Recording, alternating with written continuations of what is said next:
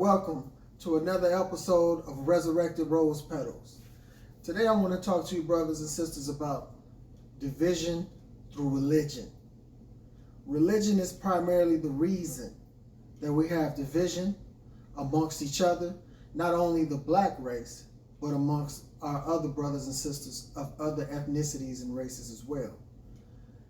I want to speak to you about, first and foremost, my position in religion. I claim no denomination. I have studied under every divine tree, from Jehovah's Witness to Nation of Islam to Moorish Science Temple to 5%ers to Christianity. I have studied, I have read the literature to come to one conclusion. We are a people of African descent that have been scattered everywhere and pulled apart the same as the limbs on a body.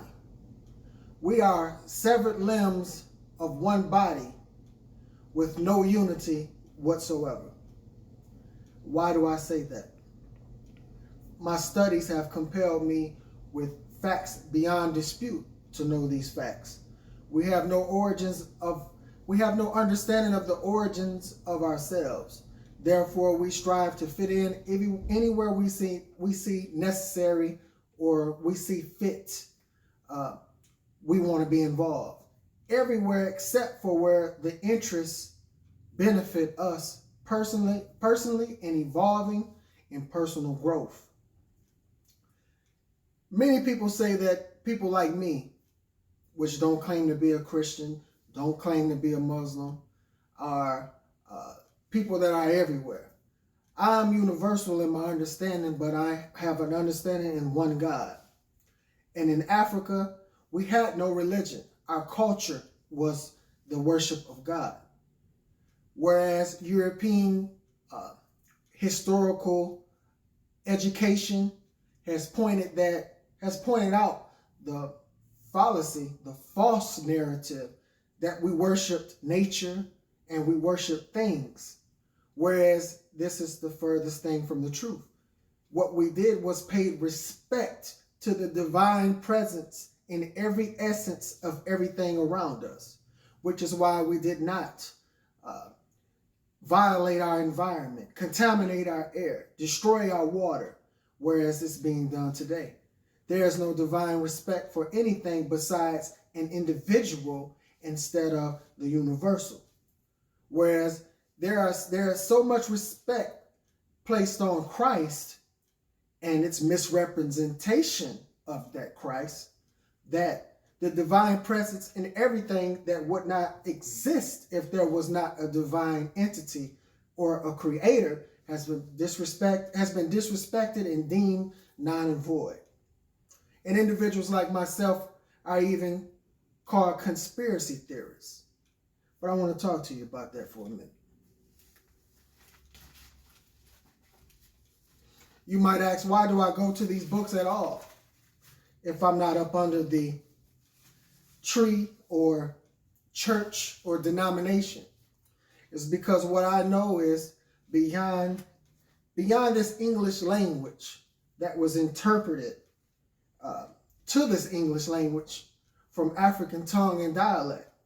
If you study and show yourself approved, as this book says, then you will get to the origins and understand that these are precepts and scriptures that are interpreted from our ancestral hieroglyphs in the tombs of Africa. And there is a spiritual science behind these words, and they were laid on this paper for a divine reason, to show the cosmic flow of everything revolving in one circle, and history is repeating itself. But I would like to take you, since I brought up that concept of conspiracy theorists, I would like to go to Ezekiel 22 and 25, where it reads, "There is a conspiracy of her prophets in the midst thereof, like a roaring lion raving in the prey. They have devoured souls. They have taken the treasure and precious things. They have made her many widows in the midst thereof. Her priests have violated my law and have profaned my holy things. they have put no difference between the holy and profane. Neither have they showed difference between the unclean and the clean, and have hid their eyes from my Sabbath, and I am profane among them. What is this speaking about? Well, once again, to go back to how I began this dialogue, we are speaking of history repeating itself. When there is an entity or a place or a government or a country that is trying to repeat or copy a place that existed before it, but think that they can box with God, you have another opponent that has an inevitable chance or has an inevitable final destination of falling. This is the new Babylon, America, the mightiest place on earth. This is the mystery, Babylon.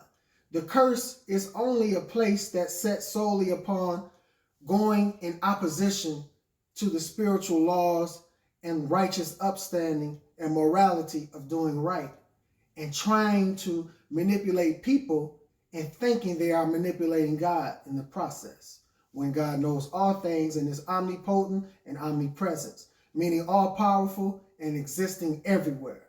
But we fool ourselves to think that what's done in the dark will not come to the light.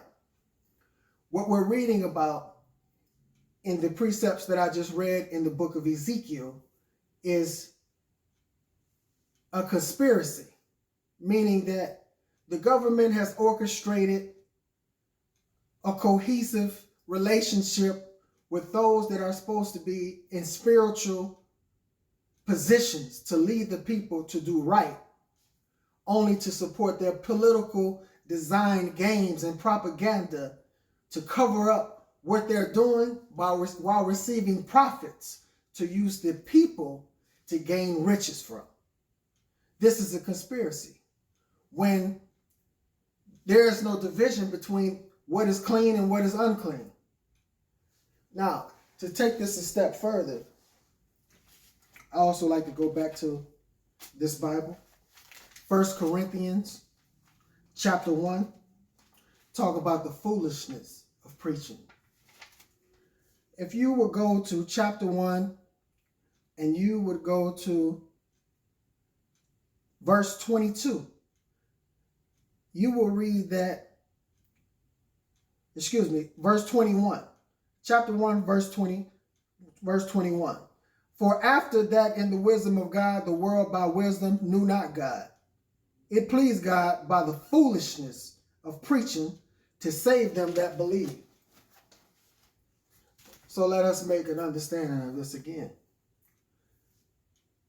It pleased God to save them by the foolishness of preaching, meaning that his word had been made a mockery of.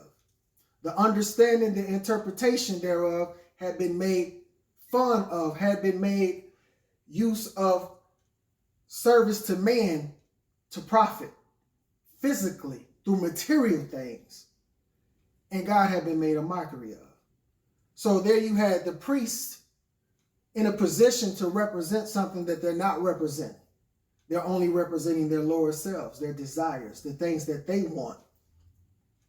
But by that same word, God saved them who believed in the truth of the right interpretation of the same word. This is why you had the individual they speak of, Jesus Christ, which is a plagiarism of Hiru, the Christ in Africa. He was murdered, representing the same Bible that the same priest wanted him killed about with the same book. So you had a prophet with a book represented by the same priest that did not even follow the same interpretation of the prophet that they wanted murdered on a cross. These Bibles, these Qurans, because there's many, many, many versions of the Bible. Why? Because God is not the author of confusion.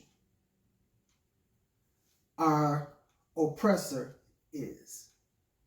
And what I'm trying to awaken your mind to is to study and show yourself approved. Why do I have a Quran? Why do I have a Quran? Why do I have a Bible if I don't believe as is? Because the same way that I could jump in my vehicle and go to a mall through the way that I know, someone else can tell me other streets to take and arrive at that same mall. That is the same thing with God. I was told by a wise man when I was incarcerated about a story. I later found out that he got it from a book. He said that God is like a mountain. And he said on one side of that mountain, you may have a waterfall.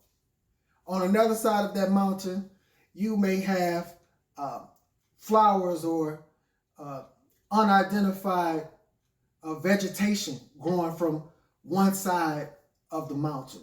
On another side, you may have ravines or rough areas of plain rock. And all of these people may be different people that dwell on this one mountain that has different types of terrain on that one mountain. And he said, God is like that one mountain. But if you take one people from one side of that mountain and you ask him about God, he'll have a different version about the same mountain that they all live on. The same truth is with God. But what happens when one side of that mountain has a people that has become mightier than the other people? And they take that truth and make it create tyranny over the other people that dwell on that same mountain as he does. And he doesn't allow them to express themselves and share with them the divine beauty that they witness of that same God, because it's not the view or the concept or the idea that they agree to, because it's not the side that they dwell on. This is what is going on with the tyranny that has been placed on Africans in America. Not African American, Africans in America. It's time to wake up. It is time to study. It is time to study everything and everywhere. And don't take anything for face value. Things are not what they appear to be. I challenge you to look into these truths. I challenge you to look into these scriptures. And you'll learn is, just as the Quran says, if you hurl truth at falsehood, it'll knock his brains out. I challenge you to find that out. What you'll discover is the origin of the Quran and the origin of the Bible goes beyond those who inhabit those places today.